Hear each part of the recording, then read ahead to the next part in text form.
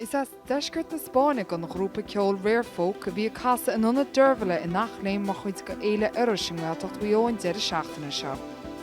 Is léir ó cheoil éagsúil an grúpa seo go neach an cheoil Gaelach go mór a bhaimóil, tar rins go ceoil na tíide seo le chluisteáil meascaí isteach le ceoil na Spáine.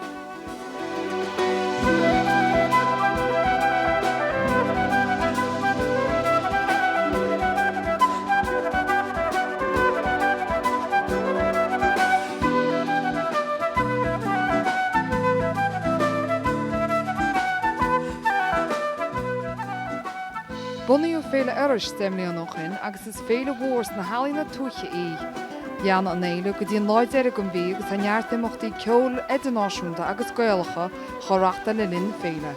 I've made shock and fall on body kill shock. Is ceoltar ó hain? She cast him on busky kill and stomach full and got 3 blade. Is ceoil na Spáine? Táine se leat? She that's my culture spawn. Bhí sé arás, bhí sé an trinde agus nuairthúla mé ceoil mar seo riamh. Fan siad antaith na fas bhí an ceoil beohar agus bhí cracha agin agus bhí sean amhaid. Tá sé iontach ceoil na Spáine eáil an seo ar nachlinn, tá sé iontach go racha mar ceoil cultúr agus ceoil nua fear brán Spáin seo, tá sé iontach. Bhfuil sin aga dhé chuid gon ceoil gon sca ó éile iris an seo an gáilteacht bhío. Beidh tuile gon ceoil an éile seo chumála féile ealaíona na Gaillimh le feiceáil ar a glár féidse ar daointe thugann ar TG Ceathaid ag leabhar se hocht. Áine lealaí nó TG Ceathaid an gáilteacht bhío.